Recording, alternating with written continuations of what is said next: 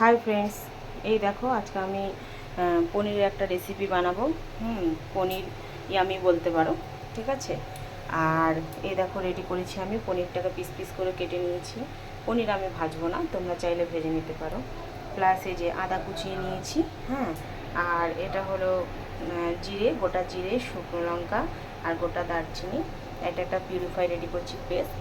আর পেঁয়াজটা আমি তেলে এখন ভাজছি, তার আগে আমি গোটা দারচিনি আর শুকনো লঙ্কা আর একটু গোটা জিরে ফোড়ন দিয়েছি, পেঁয়াজটা ভাজা হচ্ছে।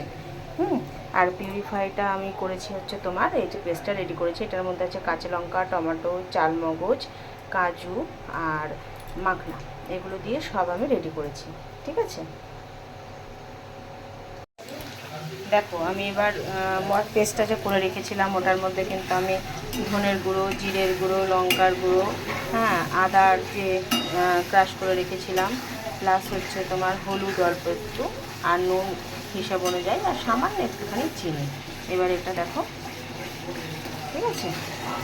এটা এখন ভালো করে মশলাগুলো সব দিয়ে দিয়েছি এর মধ্যে, আর পেস্টটা যে বানিয়ে রেখেছিলাম, এবার এটা একটুখানি ভালো করে একটু কষিয়ে নেব, একটু কষবে, হ্যাঁ, যাতে তেলটা ভালো করে বেরিয়ে যায়।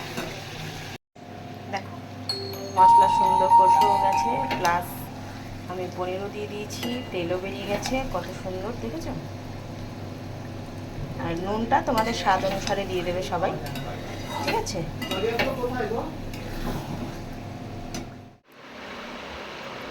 এই দেখো তাহলে আমাদের পনির রান্না করে রেডি হয়ে গেল।